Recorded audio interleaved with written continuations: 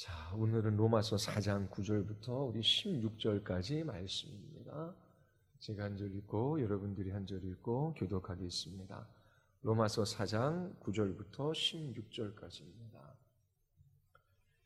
그런즉 이 행복이 할례자에게뇨 혹 무할례자에게도뇨 대저 우리가 말하기를 아브라함에게는 그 믿음을 의로 여기셨다 하노라.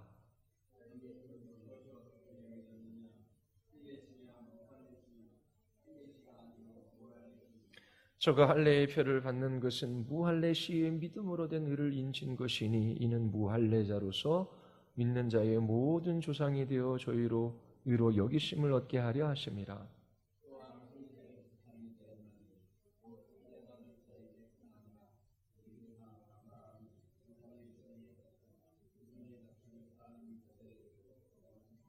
아브라함이나 그 후손에게 세상의 후사가 되리라고 하신 언약은 율법으로 말미암은 것이 아니요 오직 믿음의 의로 말미암은 것이니라.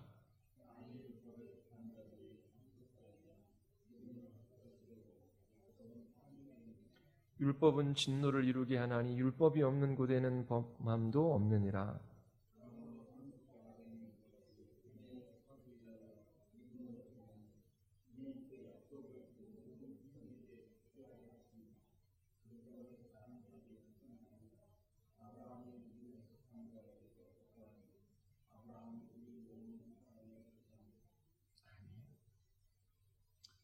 사도 바울은 로마에 있는 그리스도인들에게 다시금 복음을 전하고 있습니다. 저희들이 이 복음의 터 위에 견고히 서서 복된 그리스도인의 삶을 살아가기를 원하는 것이지요. 모든 사람이 하나님의 진노와 심판 가운데 있습니다. 하나님의 영광에 이르지 못해요. 하나님의 의에 이를 자가 없습니다. 그런데 하나님께서 믿는 자들을 의롭게 여기셔요. 예수 그리스도 그분을 믿는 사람들의 죄를 용서해 주시고 그 그리스도의 의를 옷 입혀서 하나님과의 바른 관계 속에 살아가게 하십니다. 이것이 신자가 누릴 수 있는 최고의 복이에요. 하나님과의 화평한 관계 속에 있습니다.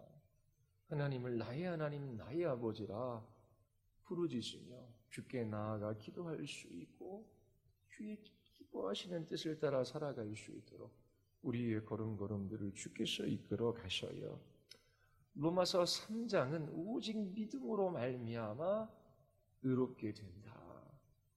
하나님께서 우리 안에 믿음을 불러일으키시고 그 믿음을 통하여 우리에게 그리스도의 의를 전가시켜 주셔서 하나님 앞에 그렇게 의로운 자로 여김받고 그 하나님과의 바른 관계 속에서 살아가게 하셨다라고 하는 것을 설명해 줍니다.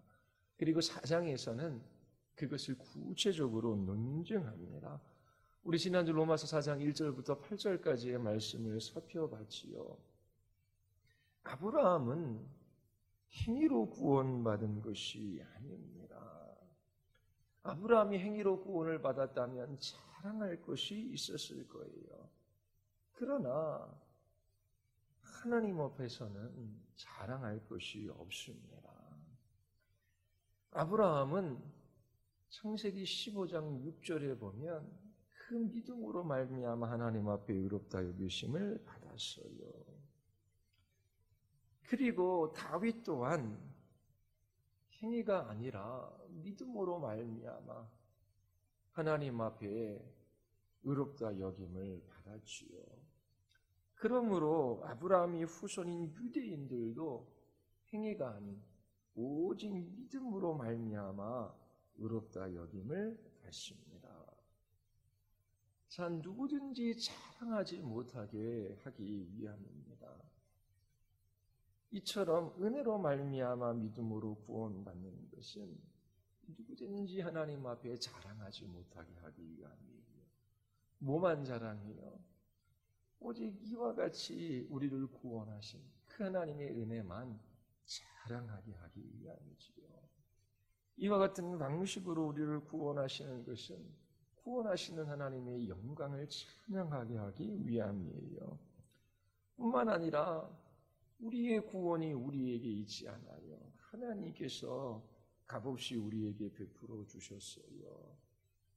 이 구원의 복, 하나님 앞에 죄 용서함을 받고 의롭다 여김을 받는 이 구원의 복은 우리에게 달린 문제가 아니라 하나님께 달린 것이지요. 하나님께서 이 모든 복을 주셨어요. 이 복은 우리의 행위에 따라 결정되어지는 것이 아니에요. 그래서 그리스도인들은 확신 가운데 믿음의 길들을 걸어갈 수 있습니다. 자, 두 번째로 우리 9절서부터 12절 말씀을 보면 아브라함이 그 할례로 구원받은 것이 아니다라고 사도 바울은 논증하고 있어요. 유대인들은 할례가 구원의 증거이며 표라고 그렇게 논증해요. 하나님이 아브라함과 언약을 맺으십니다. 그리고 아브라함과 그의 후손에게 할례를 행하라 명하시지요. 아브라함은 하나님의 말씀에 순종함으로 그와 그의 후손에게 할례를 행했어요. 자, 그러면 이 할례가 하나님의 말씀에 대한 순종의 행위이지요.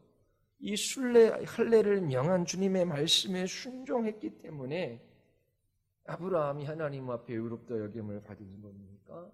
할례를 행했기 때문에 하나님과 바른 관계에 있게 된 겁니까? 유대인들에게 있어서 할례는 구원 받았는지 받지 않았는지를 가늠하는 그러한 시금석이 돼요. 할례 받은 사람은 하나님의 언약 백성이라고 그렇게 여겼던 것이지요. 할례 받지 않은 이방인들은 구원이 없다라고 여겼어요. 그런데 사도 바울은 할례가 구원의 증거가 될 수 없다라고 논증해요. 구원을 결정하는 것은 할례가 아니라 믿음이다. 아브라함이 언제 의롭다 하심을 받았느냐? 할례시냐? 무할례시냐? 하나님께서 창세기 12장 아브라함의 나이 75세 되었을 때에 그를 부르셔요.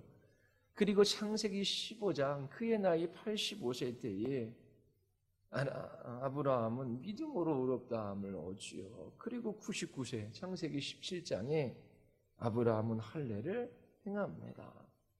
자, 아브라함은 할례를 받기 전 믿음으로 의롭다함을 받았어요. 그러므로 의롭다함을 받는 것, 구원받는 것은 할례에 달린 문제가 아니지요.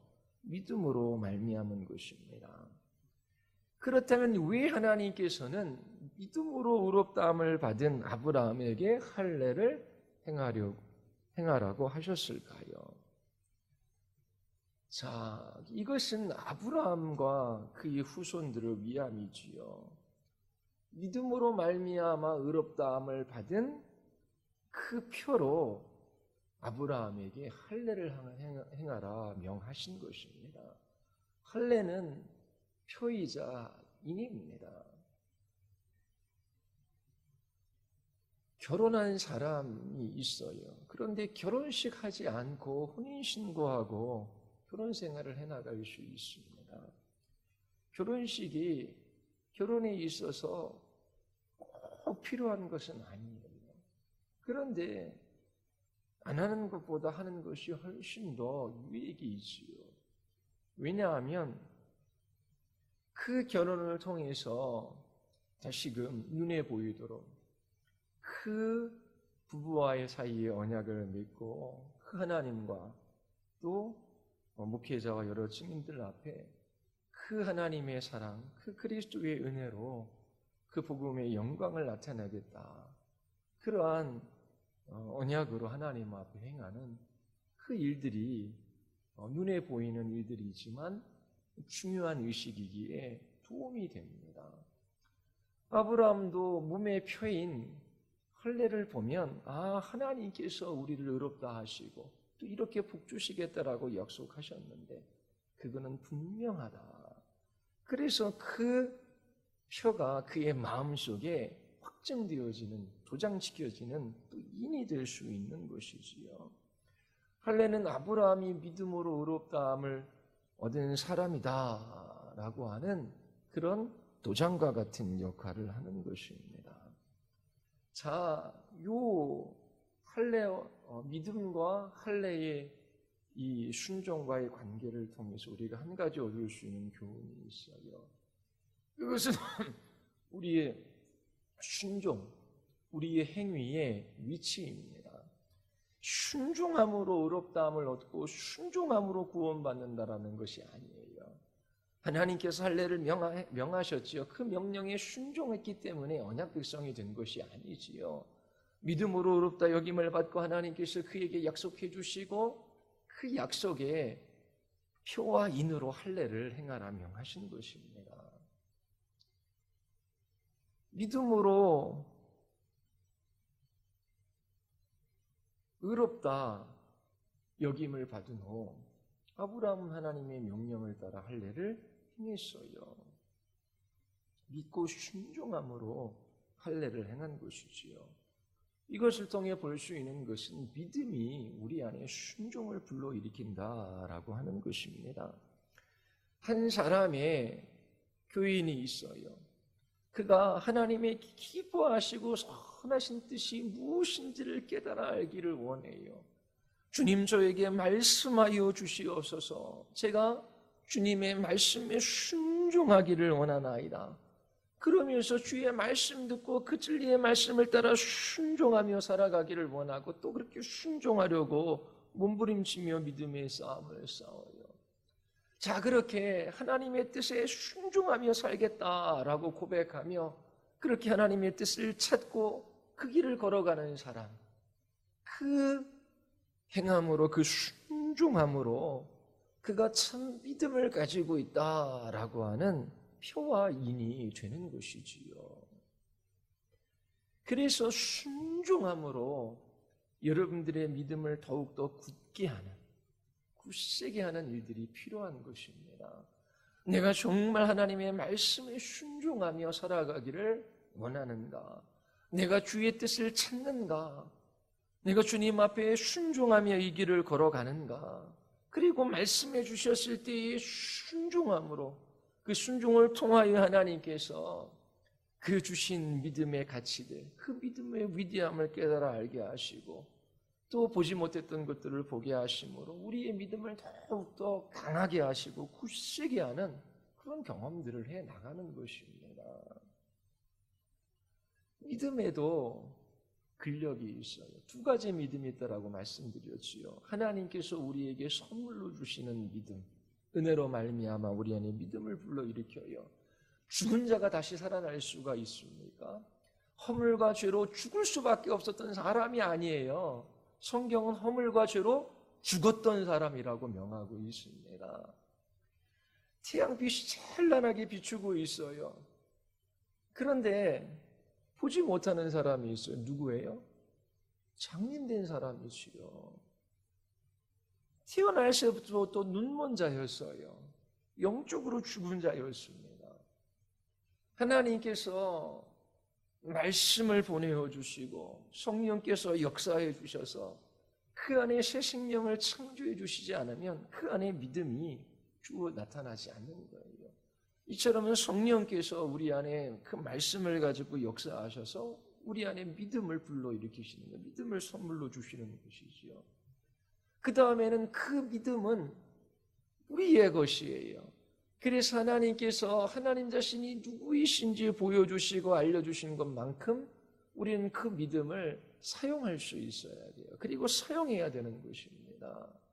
믿음은 자동적으로 우리 안에 발생하거나 믿음은 자동적으로 발휘되는 것이 아니라고 말씀을 드렸어요.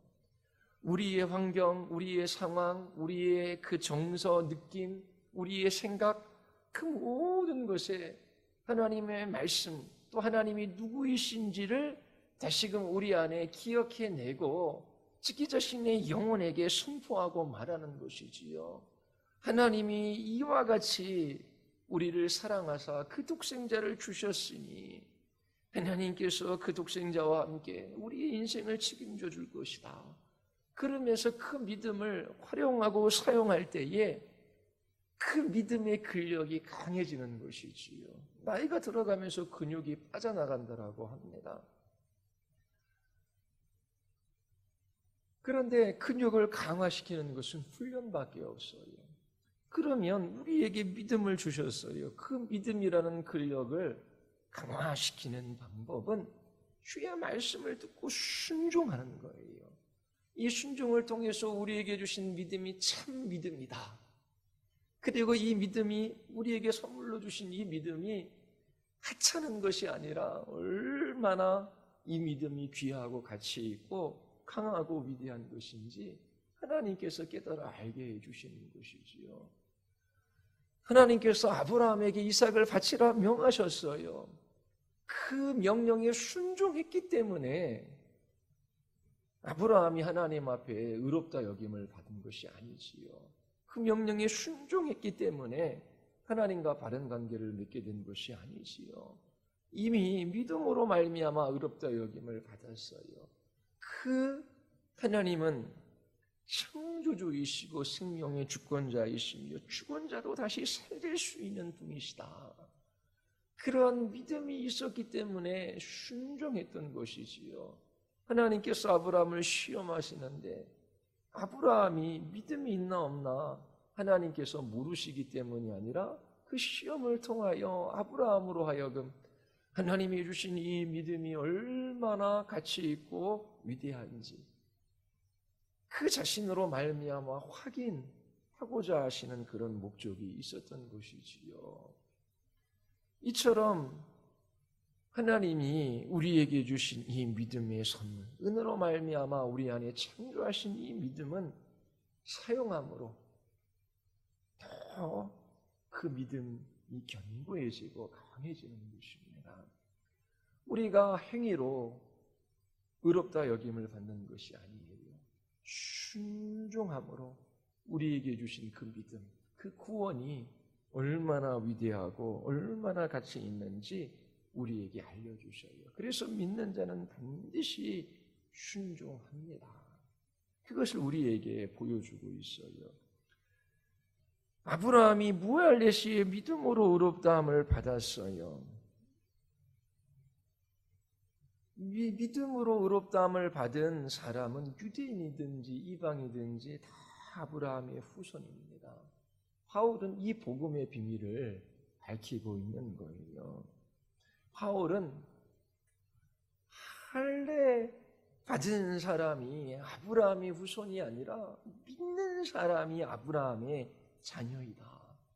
이 복음의 비밀, 구약에는 숨겨져 있었지만 신약에 이 바울을 통해서 밝히 드러내 보여주는 것입니다. 아브라함이 하나님을 믿음에 그것을 그에게 의로 정하셨죠. 갈라디아서 3장입니다. 그런즉 믿음으로 말미암은 자들은 아브라함의 자손인 줄을 알미라. 하나님이 이방을 믿음으로 말미암아 의로 정하실 것을 성경이 미리 알고 먼저 아브라함에게 복음을 전하되 모든 이방인이 너로 말미암아 복을 받으리라 하였느니라. 그러므로 믿음으로 말미암는 자는 믿음 있는 아브라함과 함께 복을 받느니라. 자, 사도 바울이 계속해서 로마에 있는 그리스도인들에게 행위가 아니라 믿음으로 구원받습니다. 여러분들에게 하나님께서 할례를 명하셨지만 그 할례가 아니라 믿음으로 구원받습니다. 믿는 자들에게 그 행위가 따라오는 것입니다. 그리고 하나님께서 구약에 감춰졌던 것을 드러내 보여주십니다. 아브라함의 행위가 아니라 믿음으로, 할례가 아니라 믿음으로 구원받은 것은 이방인을 믿음으로 말미암아 의로 정하실 것을 성경에 미리 알고 그렇게 아브라함이 복음을 듣고 믿어 복을 받게 된 것입니다. 이처럼 바울은 구약 시대에 드러나지 않는 것을 반복적으로 이야기하므로 이 로마에 있는 그리스도인들에게 분명히 이 복음의 비밀을 지금 드러내고 있습니다. 그리고 13절서부터 16절까지. 자, 아브라함이 하나님께 약속의 말씀을 받았어요. 너와 너희 후손들이 세상의 후사가 되리라. 하나님께서 약속해 주셨습니다. 이 율법이 아니라 믿음의 의로 말미암은 것이지요. 하나님께서 아브라함과 그의 후손에게 온 세상을 주시겠다라고 이 4장 13절에 약속하십니다. 하나님께서 아브라함을 많은 믿음의 많은 민족의 조상으로 세우시겠다라고 약속하셔요. 하나님께서는 아브라함의 믿음을 보시고 그를 의롭다 여겨주셨지요. 그리고 이 약속, 아브라함과 그의 후손들에게 온 세상이 주어지고 그리고 많은 민족의 조상으로 세워주시겠다라고 하는 이 약속, 이 약속은 율법으로 말미암아 아브라함에게 주어진 것이 아니지요. 하나님을 믿음으로 그를 의롭다 여기시고 이 약속을 주신 거예요. 이 복을 약속해 주신 것입니다. 이건 율법이 주어지기 훨씬 전에 그렇게 약속된 것입니다. 아브라함은 이처럼 율법을 지킴으로 그 복에 대한 약속, 그 구원의 약속을 받은 것이 아니에요. 율법이 있기 훨씬 전 믿음으로 말미암아 의롭다 여김을 받은 것입니다. 자, 사도 바울이 반복적으로 계속해서 논증하는 것, 행위도 아닙니다. 자랑할 수 없어요. 만약 여러분의 구원이 여러분의 행위에 달렸더라면 어떻게 죄 용서함과 어떻게 의로움을 하나님 앞에 확신할 수 있겠습니까? 행위로 의를 쟁취할 수도 없고 여러분의 행위로 여러분들의 죄를 상쇄시킬 수도 없습니다. 결코 행위로는 구원받을 수 없어요. 강조합니다. 또 할례도 아닙니다. 할례를 명한 하나님의 말씀에 순종했기 때문에 그가 하나님의 백성이 된 것이 아니라 그가 믿어 순종한 것이지요. 그가 믿음으로 의롭다 여김을 받았어요. 그 믿음이 순종을 불러일으켜 하나님이 명하신 할례에 순종한 것이지요. 그리고 율법도 아닙니다. 하나님께서 세상을 주시겠다라고 하는, 그리고 또 많은 민족의 조상이 되게 하시겠다라고 하는 이러한 약속, 율법이 있기 수백 년 전에 하나님께서 그의 믿음을 의로 보시고 주신 것입니다. 그러면서 계속해서 강조해요. 지난주에 여러분들에게 말씀드린 게 있어요. 천국 문 앞에서 천국에 어떻게 들어가야 하냐라고 물으시면 뭐라고 대답합니까? 하나님, 제가 하나님의 말씀에 순종하려고 했었습니다. 그러면 나는 순종하려고 애썼기 때문에 그 순종과 그 순종하려고 애썼던 그 공로를 보시고 나를 천국에 들여보내주십시오. 행위구원론자죠. 이거 아니에요. 하나님, 저는 하나님을 믿었고 또 순종하려고 애썼습니다. 자, 믿음과 순종, 그것도 아니에요. 복음 위에 무엇을 더하는 것, 그건 복음이 아닙니다. 제가 하나님의 약속의 말씀을 믿었어요. 믿었기 때문에 나는 천국에 들어갈 자격이 있습니다. 이건 믿음을 자기 자신의 공로로 여기는 것이지요. 나는 믿었기 때문에 천국 가고 저 사람은 안 믿었기 때문에 지옥 간다. 믿음이 우리의 행위일 수가 없는 것입니다. 우리가 구원받는 것은 오직 예수 그리스도 그분 때문이에요. 나에게는 구원이 주어질 만한 그런 자격이나 공로나 그러한 의가 없어요. 내가 행한 그 어떠한 것이 원인이 되어 하나님께서 나를 구원이라고 하는 복을 주시는 것이 아니지요. 예수 그리스도께서 나 같은 죄인을 위하여 십자가에서 죽으시고 부활하셨어요. 나는 공로도 자격도 의도 없어요. 그런데 하나님께서 나 같은 자를 사랑하셔서 이 예수 그리스도의 십자가의 복음을 듣게 하시고 내 안에 믿음을 불러일으키시고 나로 하여금 천국의 소망을 주신 것이지요. 나는 천국에 들어갈 수 있는 자격이 있는 사람이 아니지만 예수 그리스도 그분이 내가 받아야 할 그 주의 형벌의 자리에서 대신 벌 받으시고 또 그분이 나의 의가 되어 주셔서 내가 이렇게 하나님 계신 천국으로 나아갈 수 있습니다. 우리의 구원은 오직 예수 그리스도 그분 때문이에요. 그분이 우리를 위해 십자가에서 죽으시고 부활하셨기 때문에 그래요. 그 은혜에 의하여 믿음으로 말미암아 구원을 받은 것이지요. 이거 우리에게 난 것이 아니래요. 하나님이 주신 선물이래요. 행위라면 자랑할 것이 있을 거예요. 근데 그 누구든지 자랑하지 못하고 하나님의 은혜의 영광을 찬양하게 하기 위함이지요. 그래서 그리스도인들은 언제나 겸손해야 돼요. 그 대신 참된 확신을 가진 사람이라고 말씀을 드렸어요. 그러나 이 복음을 깨닫지 못하면 자기가 신앙생활한 것을 자랑하거나 아니면 그렇게 말씀대로 살아가지 못하기에 낙심한 채 절망해버리고 마는 것입니다. 우리의 구원이 행위에 달렸다면 자랑과 낙심, 절망, 아니면 교만, 아니면 두려움밖에 없을 거예요. 근데 은혜로 인하여 그 믿음으로 말미암아 구원을 받았어요. 그러니까 겸손과 확신 가운데 살아갈 수 있는 것이지요. 우리에게 주어진 복은 우리의 모든 죄가 용서되어진 것입니다. 정죄함이 없어요. 그리고 하나님께서 우리를 거룩하게 하셔요.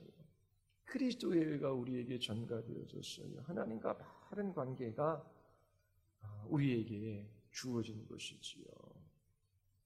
자, 이처럼 구원은 우리가 구원받을 만한 사람이기에 조건이나 자격이 있기에 우리 안에 무엇인가 하나님 보시기에 좋은 것이 있기에 그것이 원인이 되어 구원을 받은 것이 아니에요.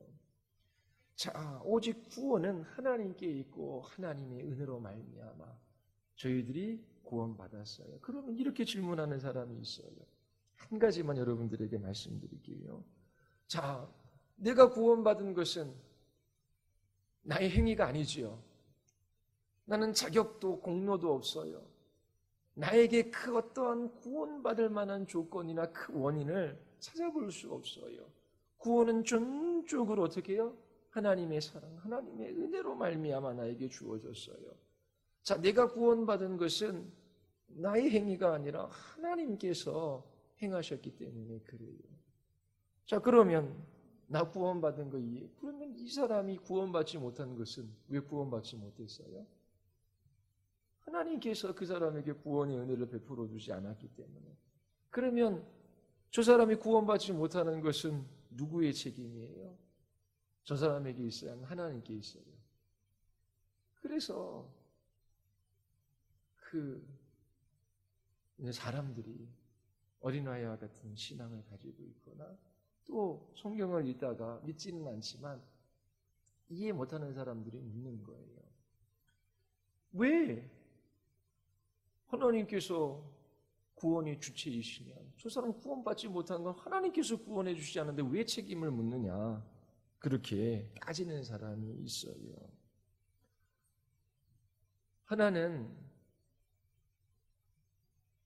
우리는 구원받을 만한 일을 한 적이 없지요. 그러면 죄인에 불과해요.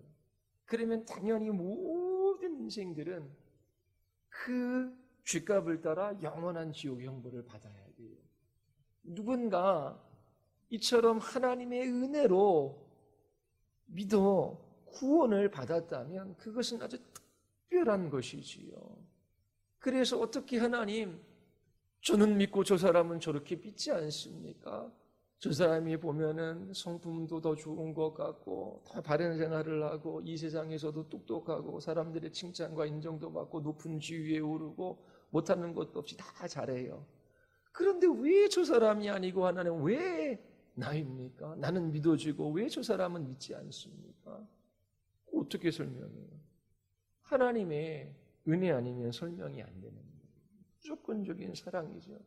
그래서 그 사랑에 감격하고 그 은혜에 놀라 하나님을 찬양하는 것이 맞는 거예요. 그런데 사람들에게는 하나님을 대적하고 하나님을 거부하는 그런 마음이 있어요. 그래서 이 말씀에 대해서도 이렇게 잘 바르게 반응을 하지 않습니다. 우리의 신앙과 우리의 삶에 있어서 최고의 권위가 어디예요? 권위가 뭐예요? 권위. 권위는 하나님께 있잖아요. 예를 들어서 학교에 아이들 보내면 초등학교 1학년 입학할 때 이번에도 우리 2명 입학하잖아요. 그렇죠? 호세 입학하고 또 나경이 입학하는데 엄마가 이야기해요. 학교 가면 선생님 말씀 잘 듣고 선생님이 하시는 말씀을 다 따라해야 돼. 그게 무슨 말이에요? 아직 어리니까 그 어린아이가 어떻게 해요? 선생님의 권위 아래 있다라고 하는 거예요. 그래서 때로는 선생님이 어떤 것을 하라 그러는데 잘 이해를 못해요. 그렇죠? 근데 네가 다 이해할 때만 선생님 말씀에 따라야 돼. 그렇게 말하는 부모가 없어요. 왜요? 학생은 일단 선생님의 권위에 이렇게 의탁되어져 있거든요. 그러면 네가 다 이해하지 못한다라고 하더라도 선생님이 너에게 나쁜 것을 시킬 리 없어. 부모도 마찬가지잖아요. 자녀들이 있는데 부모에게 나는 납득되지 않으면 부모에게 순종하지 않을 거야. 물론 인간의 부모는 옳지 않을 때도 있어요. 그래서 그것이 하나님의 말씀에 하나님의 뜻에 부합한가 살펴볼 수 있어야 되죠. 그런데 어려요. 한 4살, 5살. 그때 그 5살짜리가 엄마 내가 좋아하는 건 사탕인데 왜 사탕을 못 먹게? 난 절대로 이해할 수 없어. 내가 이해하지 못하기 때문에 나는 엄마의 말에 못 따르겠어. 위대한 인물, 크게 될 인물입니다. 근데 그게 아니죠. 그러면 우리가 신앙과 삶에 있어서 하나님의 말씀, 이 성경을 최고의 권위로 받아들인다라고 하는 말의 의미가 뭐예요? 그러니까 이게 바른 신앙을 가지고 있느냐 그렇지 않느냐, 참된 교회인가 교회이지 않은가, 그게 하나님의 말씀을 바르게 선포하는 교회가 참된 교회잖아요. 그 첫 번째 전제가 뭐냐면 그 교회에 이 성경을 그 교인들이 신앙과 삶에 있어서 최고의 권위로 받아들이고 있느냐라고 하는 거예요. 자, 그러면 우리는 고백해요. 하나님, 제가 믿어지는 것만 저는 따라가요. 제가 믿어지지 않고 제가 이해하지 못하는 것은 제가 못 따라가겠어요. 제가 어느 큰 교회, 안산에 있는, 예전에도 한번 말씀드렸는데 큰 교회에 그 목장장이래요. 그래서 거기에 이렇게 조국 이제 몇백 명씩 나눴는데 거기에 이제 여 권사님을 이제 목장장으로 세우고 해요. 근데 그 권사님 하시는 말씀이 강대상에서 목사님이 뭐라고 설교해도 내가 경험하지 못하면 나는 못 따라가더라. 그런 말 하더라고요. 그러니까 어떻게 해요? 자기 자신이 최고의 권위가 있다고 생각하는 거예요. 그런데 신앙은 그런 게 아니에요. 자, 신앙과 삶에 있어서 성경이 최고의 권위라는 말의 의미가 뭐예요? 내가 이해할 수 없는 일일지라도 주께서 말씀하시면 그 말씀에 순종하고 따라가겠다라고 하는 것입니다. 자, 그러면 이걸 조금 더 확장시켜서 사도 바울이 빌립보에 있는 그 감옥에 갇혔다가 이제 그 간수장에게 주 예수를 믿으라. 그리하면 너와 네 집이 구원을 받으리라. 이게 무슨 말입니까? 믿음은 하나님께서 은혜에 의하여 선물로 주시는 것이지요. 제가 어떻게 믿을 수 있겠습니까? 하나님께서 선물로 주시지 않으면 저는 못 믿어요. 선물로 주실 때까지 저는 아무런 일도 하지 않을 거예요. 그게 아니라 믿으라 선포해요. 믿으면 뭐한다? 네 집이 구원을 얻으리라. 이 반대 뭐예요? 네가 믿지 않으면 구원받지 못하고 영원한 지옥의 형벌을 받을 것이다. 자, 신명기 30장에 가면 보라 내가 오늘 생명과 복과 사망과 화를 내 앞에 두었으니 오늘 내가 내게 명령하여 자 네가 그 명령을 다 지켜 행하는가 보기를 원한다. 네가 그 명령을 따라 다 지켜 행하면 너는 복을 받을 것이다.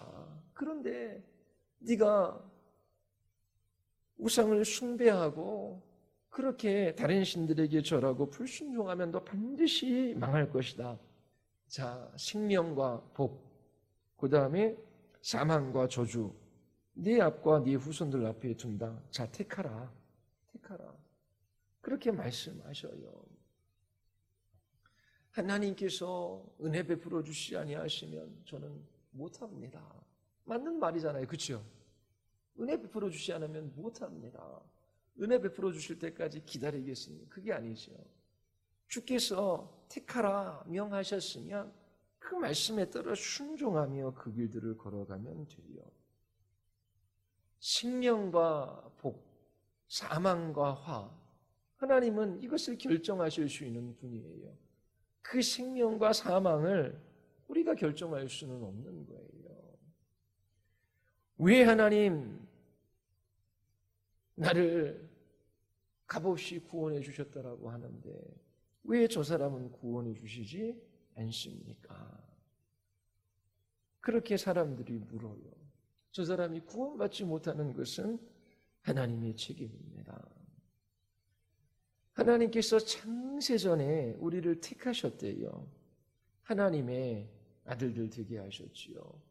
그러면 창세전에 택했는데 왜 아담과 하와의 타락을 하나님께서는 가만히 내버려 두시고 왜 그렇게 죄의 비참함들을 맛보게 하십니까?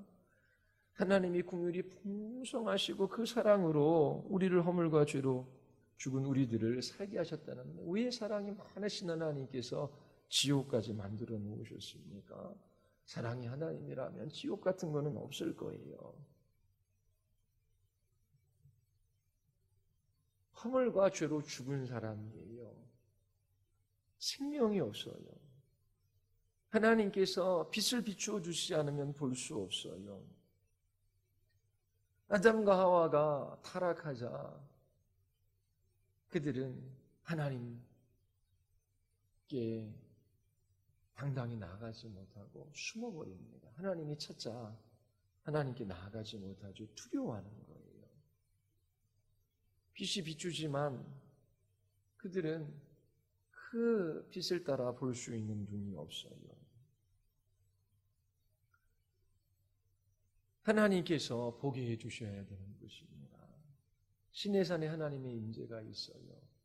번개와 나팔 그리고 큰 소리, 산의 연기 이런 것들을 사람들이 봐요. 두려워 떨지요.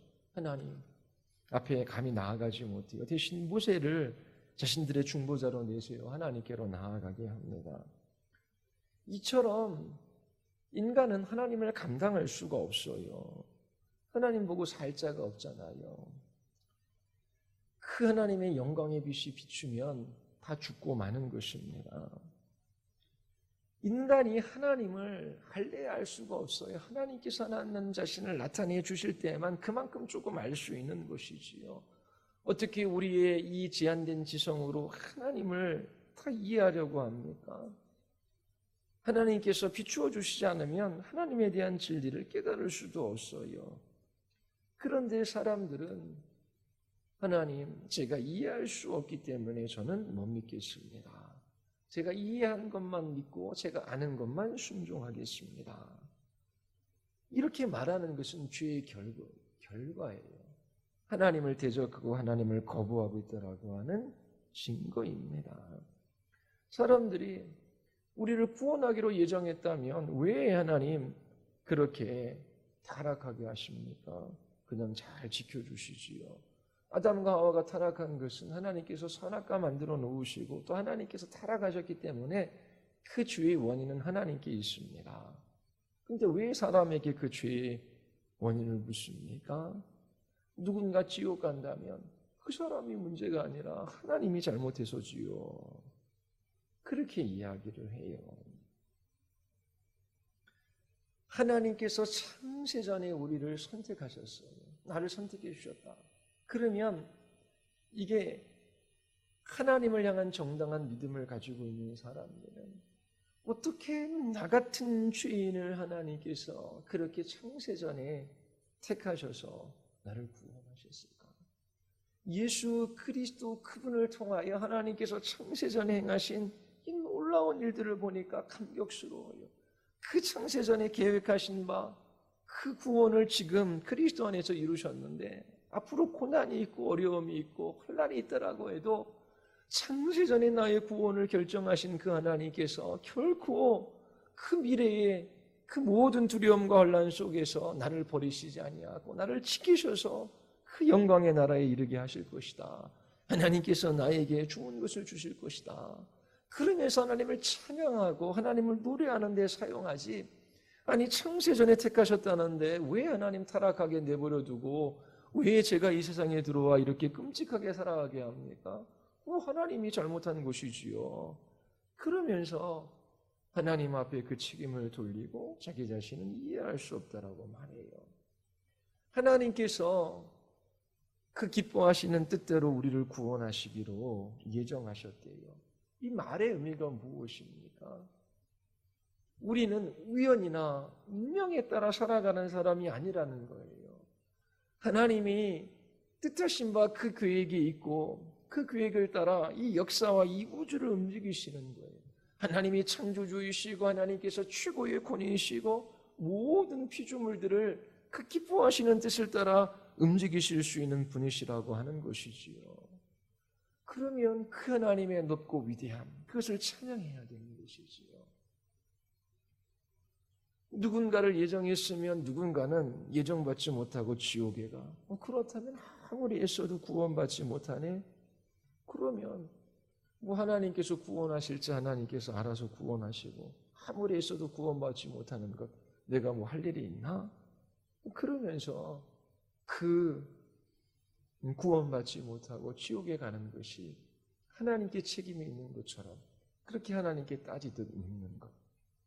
그것은 하나님을 향한 거역의 마음이 있기 때문에 그래요.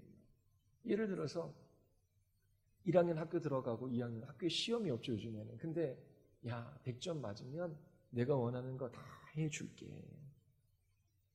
그러면 거기 핵심이 뭡니까? 다 해준다는 거에 핵심이 있는 게 아니잖아요. 그렇죠? 그만큼 공부하는 것이 가치가 있고 중요하다. 거기에 의미가 있는 것입니다. 하나님께서 창세전에 우리를 사랑하셔서 택하셨대요. 그렇다면 거기에 핵심이 무엇입니까? 하나님은 이러한 분이시다라고 하는 거예요. 하나님은 창조주이시고 주권자이시고 그 모든 지혜와 지식으로 그 선하신 뜻을 이 역사 가운데 이루어 가시는 분이시고, 그리고 나는 자격도 공로도 그 어떠한 의도 없는데 하나님께서 그렇게 우리를 구원하시는, 그게 사랑이라는 그 말로밖에 설명이 안 되는 거죠. 그런데 어떤 사람은 사랑하시는데 왜 지옥을 만들어? 사랑하시는데 왜 심판하셔? 이렇게 사용하라고 주시는 말씀이 아닙니다. 하나님은 이스라엘 백성들에게 택하라 명하셔요. 오늘날에도 예수 그리스도를 믿으라 말씀하셔요. 생명과 복, 사망과 화가 있어요. 어느 길을 선택할 것인가? 너 그 듣는 사람에게 선택하라고 말씀하셔요. 생명을 얻기 위하여 하나님의 말씀에 순종한다면 그 스스로 하나님의 예정 가운데 있는 사람을 그 스스로가 드러내는 것이죠. 그가 불순종하고 끊임없이 거역하며 내가 안 믿는 것은 하나님께서 나를 택하시지 않는 거야 라고 하며 방종한 삶을 살아가는 사람들은 그 스스로 하나님의 택하심 밖에 있다라고 하는 것을 증거하는 것입니다. 주를 믿는 자 구원을 얻어요. 주를 믿지 않는 자 심판을 받아요. 하나님은 창조자이시고 주권자이시고 온 우주 만물을 통치하시는 왕이셔요. 그분에게 생명이 있어요. 그분에게 복이 있어요. 예수님을 믿으면 생명을 얻고 하나님 나라에 들어가요. 믿지 않으면 심판을 받고 영원한 형벌에 처하게 되지요. 그런데 구원에 이르는 길이 오직 예수 그리스도, 이 생명과 복을 받는 길이 예수 그리스도를 믿는 길밖에 없대요. 하나님께서 값없이 거저주시는 은혜예요. 그러면 이 은혜를 받아들이고 믿어야 하는 것이지요. 하나님을 고역하며 오히려 죄에 대한 책임이 하나님께 있다라고 반역하는 사람들, 그 사람들은 하나님의 은혜 바깥에 있는 사람들입니다. 이처럼 믿음으로 말미암아 하나님께서 우리에게 요구하시는 의를 주시고 우리의 모든 죄를 용서하실 뿐만 아니라 하나님 앞에 그리스도의 의의 옷을 입고 나아가게 하셨어요. 이 모든 것이 하나님의 은혜로 말미암은 것입니다. 자녀가 있어요. 그 자녀가 부모에게 부모가 나에게 해준 것이 뭐가 있어? 내가 엄마 때문에 아빠 때문에 내가 이렇게 살아가는 거야. 그런 아이들에게는 내가 약이지요. 회초리밖에 없어요. 신앙생활 하면서도 하나님이 계시다면 왜 이렇게? 하나님 왜 내가 원하는 것 안 주세요? 그 마음이 삐뚤어져 있기 때문에 그래요. 하나님을 은근히 대적하는 마음이 있기 때문에 그렇지요. 그렇게 현실이 자기 자신이 원하는 대로 풀리지 않는다고 부모를 거역하고 부모 탓이라고 그렇게 말하는 자녀를 생각해 보십시오. 하나님께서 여러분들에게 주시지 않은 게 뭐가 있습니까? 그런데 왜 불평하거나 원망하거나 왜 낙심하거나 왜 절망하며 살아갑니까? 왜 하나님을 향한 찬양과 왜 새 노래가 없어요?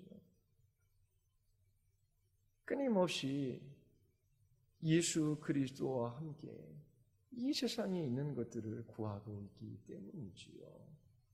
하나님께서 최고의 복, 모든 것을 다 주셨어요. 신앙생활을 하는데 어려운 일들을 만나지요.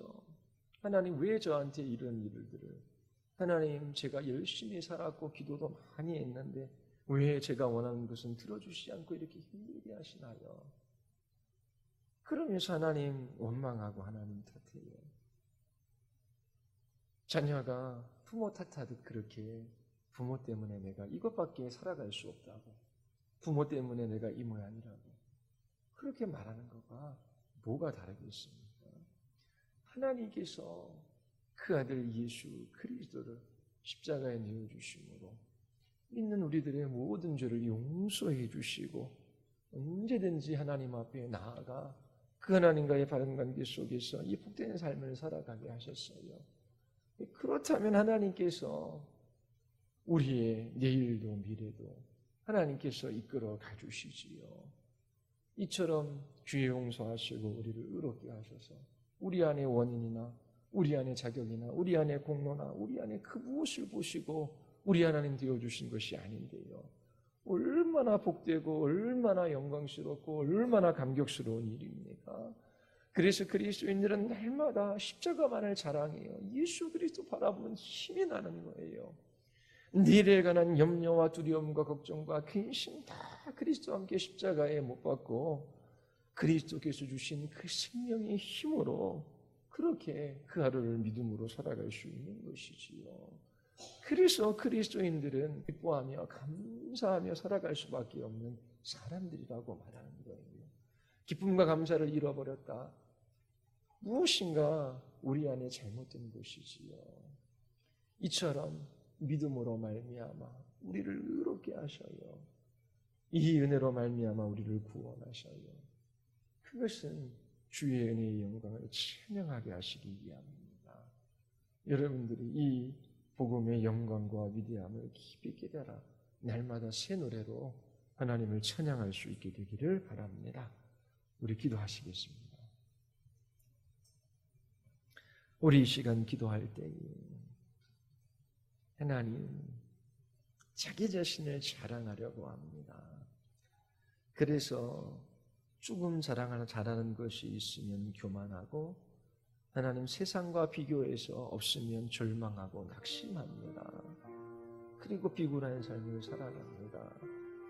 하나님, 우리의 행위에 우리의 어떠함에 이 구원이 있지 않고 하나님께서 우리를 불쌍히 여기시고 우리의 자비와 공의를 베풀어 주시고 사랑하셔서 그 아들 예수 그리스도를 십자가에 내어주시고 그 은혜로 말미암아 믿어 구원에 이르게 하셨습니다. 오 하나님, 우리의 어떠함으로 인하여 낭망하지도 말게 하시고 또 교만하여 자랑하지도 말게 하여 주시옵소서. 나의 나된 것은 오직 그리스도의 은혜로 말미암은 것입니다. 하나님, 참으로 저희들이 예수 그리스도 그분을 의지하여 날마다 하나님께로 나아가 하나님과의 깊은 교제를 누리게 하시고 주님이 주시는 그 힘으로 날마다 하나님 믿음의 선한 싸움을 싸우며 이기는 삶을 살아가게 하여 주시옵소서. 찬양과 노래가 넘치게 하여 주시옵소서. 우리 같이 한번 우리 하나님 앞에 우리 기도하시겠습니다.